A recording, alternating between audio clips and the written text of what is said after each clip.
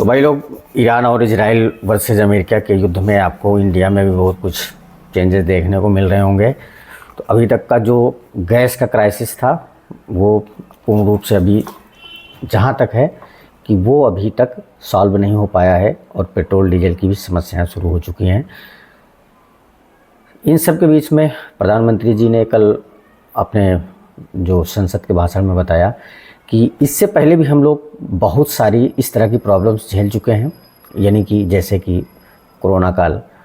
तो क्या उनका कहने का मतलब ये था कि कोरोना जैसी स्थिति अपने यहाँ हो सकती है? क्योंकि वो चीज़, जब भी कोई चीज़ बोलते हैं, अगर कोई चीज़ इशारे में बोलते हैं तो मतलब वो उसका प्लान कर चुके होते हैं, तभी वो इशारे में बोलते हैं।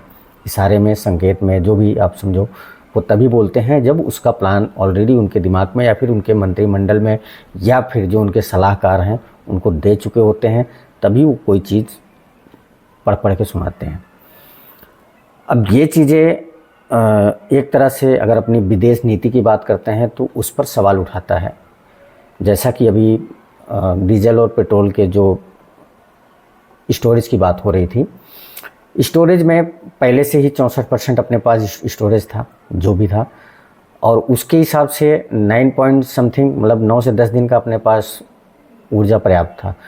लेकिन अब उसमें भी ये कहा जा रहा है कि ये सारी चीज़ें जो है लोग अफवाह फैला रहे हैं। अफवाह फैलाने का क्या मतलब होता है? आप अपने देश की जनता को क्लियर रूप से आप बता नहीं पाते हो, जवाब नहीं दे पाते हो, देश में चल क्या रहा है, आप सारी चीज़ें अपने हिसाब से चलाना चाहते हो, तो ये तो गलत है। मतलब एक मान चलो कि जो डेमोक्रेसी वाले, जो जहाँ पे जनतंत्र है, उस जगह पे अगर आप इस तरह के एक्टिविटी करते हैं तो वो तो मतलब बेशक उस पर संदेह होता है। और दूसरी चीज़ इसमें देखा जाता है ना कि जैसे ही आपदा आती है आप लोग उसमें इतने अवसर निकालते हो, और जितने भी अवसरवादी लोग होते हैं वो कभी देश हित में कभी नहीं सोचते हैं, क्योंकि देश उनके लिए कोई मायने नहीं रखता है। उनके लिए कुछ लोग या फिर खुद अपनी पर्सनल लाइफ जो होती है वही मायने रखती है। देश के आभार में देश से कोई लेना देना होता नहीं है, क्योंकि चुनाव प्रचार में लोग बिजी इतने होते हैं कि देश के बारे में सोचने की ज़रूरत नहीं पड़ती है, टाइम ही नहीं मिलता है। हमारे देश की मीडिया चिल्ला चिल्ला के बोलती है कि हमारे प्रधानमंत्री से ज़्यादा कोई काम नहीं करता है। बिल्कुल काम करते हैं, लेकिन वो सिर्फ अपनी पार्टी के लिए करते हैं, ना कि देश के लिए करते हैं। जैसे चुनाव शुरू हो जाते हैं, चुनाव का टाइम, मतलब डेट आ जाती है कि हाँ चुनाव होने हैं, वो शुरू हो जाते हैं, वो एक दूसरे को मतलब ब्लेम करने में लग जाते हैं। पिछले 11-12 साल में आपने क्या किया उसका आपके पास हिसाब नहीं है, और आप दे भी नहीं पाओगे, क्योंकि आपकी निगाह में भारत जो है वो गधों का देश है। आप जो बोलते हो सब मानते हैं, और हम यहाँ हमारे आम जनता की भी गलती है। आम जनता हमारी क्या है? आम जनता हमारे गांधी जी को गाली देना शुरू कर देती है। कांग्रेस, यानी कि जो पिछले 70 साल से, मतलब जो पिछली स्टार्टिंग से, आज़ादी के बाद से, जिसने देश को एक ज़मीन से उठाकर आसमान की तरफ ले जाने का प्रयास किया, जिसने देश को बड़ी बड़ी संस्थाएं दी, उसके बारे में पिछले 10-11 साल से 12 साल से यही सुनाया जाता है कि किया क्या है, किया क्या है। भाई, जो लोग आज साथ में खड़े हैं, जो सपोर्ट में रहते हैं, उनके हिसाब से इन्होंने क्या किया है? देश में हिंदू मुस्लिम करवाना, सांप्रदायिक झड़प करवाना, और मंदिर मस्जिद हमेशा होता रहता है, कोई नई बात नहीं है। जब भी थोड़ा सा भी अगर लगता है कि हाँ आम आदमी सवाल पूछने की कोशिश कर रहा है, काम को लेके थोड़ा सा अग्रेसिव हो रहा है, वहाँ कोई ना कोई हिंदू मुस्लिम एंगल शामिल हो जाता है। और हमारा जो मेन स्ट्रीम मीडिया है वो इस तरह से, मतलब अब्दुल और अमर के बारे में ऐसी बातें करना शुरू कर देता है कि अब्दुल जो है अमर को कैसे पीट रहा है, अब्दुल जो है अमर को कैसे दबा रहा है, और इसमें देश की सारी जनता उसी में मस्त हो जाती है। बाकी ना तो स्वास्थ्य से लेना देना है हमारे देश की जनता को, ना तो शिक्षा से लेना देना है, ना तो नौकरी से लेना देना है, देश कहाँ जा रहा है उससे लेना देना नहीं है। उनको सिर्फ एक चीज़ का पता है कि अब्दुल की चूड़ी टाइट करवा दो, अब्दुल की चूड़ी टाइट हो रही है, बाकी सब बढ़िया चल रहा है। अभी हाल ही में युद्ध शुरू होने से 1-2 दिन पहले हमारे देश के प्रधानमंत्री आदरणीय श्री नरेंद्र मोदी जी गए थे इजराइल। वहाँ इजराइल को अपना फादरलैंड बता के आए हैं। फादरलैंड की एक सच्चाई हम बताते हैं आपको, जिसको ये लोग फादरलैंड बता के आए हैं, जिसके सपोर्ट में ये लोग खड़े हैं, वो गौ मांस का 100% वहाँ की पब्लिक जो है बीफ का सेवन करती है। शायद ये चीज़ें आपको नहीं बताई जाती हैं और आपको बताया जाता है कि बीफ जो है, गाय हमारी माता है और जो हमारा फादर है वो बिना गाय के मांस के उनका खाना नहीं होता है, लंच और डिनर नहीं होता है। तो आप सोच लो कि आपके जो मदरलैंड के माता जी हैं, जब अपने पतिदेव के यहाँ जाते हैं फादरलैंड में, तो वहाँ सोचो कि क्या किस आधार पे जाते हैं और किसके लिए जाते हैं। हमने पिछली वीडियो में आपको बताया कि अगर आपको टेक्नोलॉजी चाहिए थी तो टेक्नोलॉजी हमारा पुराना मित्र है रसिया, उनके पास भी है। टेक्नोलॉजी अमेरिका के पास भी है, जिनके आगे आप नतमस्तक हैं, एक शब्द आप बोल नहीं सकते हैं। और टेक्नोलॉजी ईरान के पास है। अब आप देख लो, ईरान, अमेरिका, इजराइल और बाकी जितने भी उनके साथ में खड़े लोग हैं, सबको घुटनों पे ला के रख रखा है, अपनी टेक्नोलॉजी के ही दम पे ला के रखा हुआ है।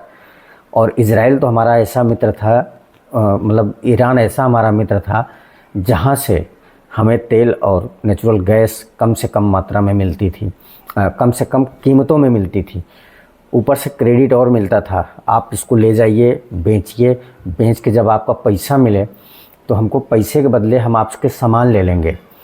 मतलब वो इस लेवल का जो बिज़नेस है वो आप कहीं भी देखने को नहीं मिलता है। इस लेवल का बिज़नेस में सिर्फ़ और सिर्फ आपका ही फ़ायदा होता है। आप ये सारा छोड़ के, हम ये नहीं कहते कि आप किसी के साथ में खुलकर खड़े रहिए, ठीक है, खड़े रहने की ज़रूरत नहीं है, क्योंकि बेवजह का एक तरह से हम भी अगर डायरेक्ट इन्वॉल्व होते हैं तो हम भी युद्ध के मुहाने पे खड़े होंगे।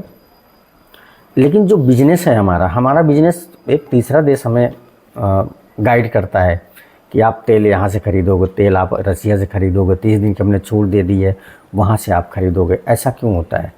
ऐसा इसलिए होता है कि हमारी जो उंगली है ना कहीं भयानक तरीके से दबी हुई है, जो हम निकाल नहीं सकते हैं। और ये देश में, वर्ल्ड में जितने भी चल रहे हैं, इसका एक ही रीज़न बताया जा रहा है कि अमेरिका एप्स्टीन फाइल को दबाने के लिए लगा हुआ है, क्योंकि एप्स्टीन फाइल का इतना तगड़ा प्रेशर बन रहा था कि हो सकता था कि डोनाल्ड ट्रंप की प्रेसिडेंटी भी चली जाती। इसी को दबाने के लिए बिना सोचे समझे ईरान पे हमला किया गया। अब इनके नहीं समझ में आ रहा कि करना क्या है। ये तो सही है कि जब ईरान पे हमला हुआ तो सारा देश, सारा वर्ल्ड ईरान और अमेरिका इजराइल के युद्ध में अपनी निगाहें गड़ा के बैठा हुआ है। एप्स्टीन फाइल का नामो निशान ख़त्म हो चुका है। एप्स्टीन फाइल इतना भयावह था, अगर आप उसकी सच्चाई जानते हैं, अगर आप उसकी सच्चाई जान जाएं तो मतलब इंसानियत पर से आपका विश्वास उठ जाएगा। इस लेवल का था। कुछ हमारे देश के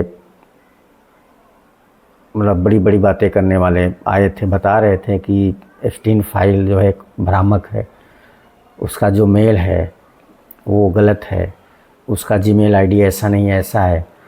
तो भाई मेरे, एक चीज़ समझो, आप देश की जनता को, भोली भाली जनता को बेवकूफ़ बना सकते हैं, सच्चाई से मुंह नहीं मोड़ सकते हैं।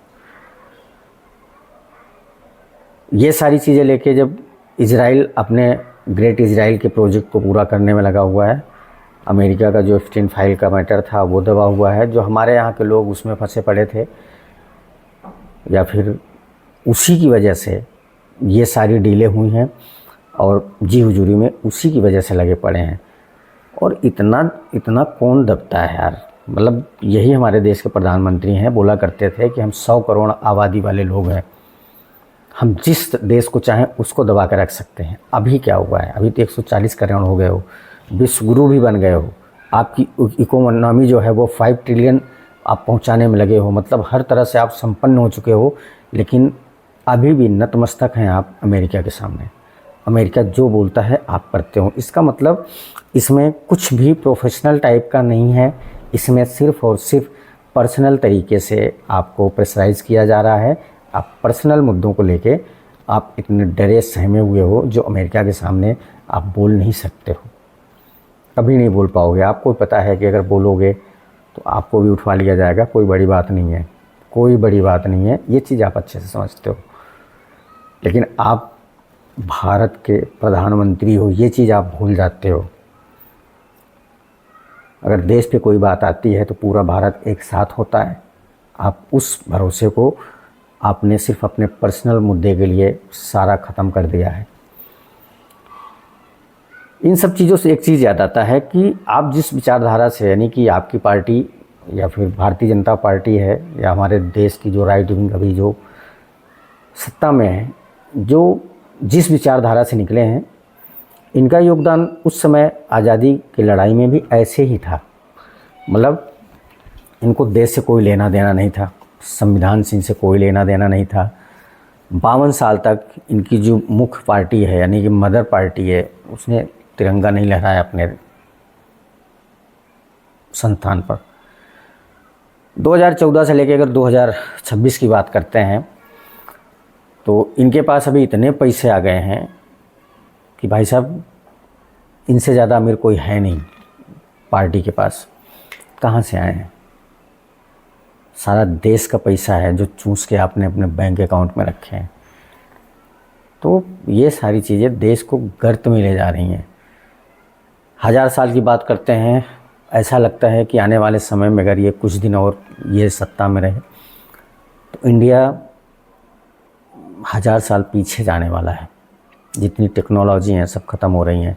जो सरकारी संस्थाएं हैं, बड़ी बड़ी संस्थाएं हैं, डिफेंस संस्थाएं हैं, सब प्राइवेटीकरण किया जा रहा है। प्राइवेटीकरण करके क्या साबित करना चाहते हैं? देश को कमज़ोर बना रहे हैं। बना क्या रहे हैं? बना चुके हैं।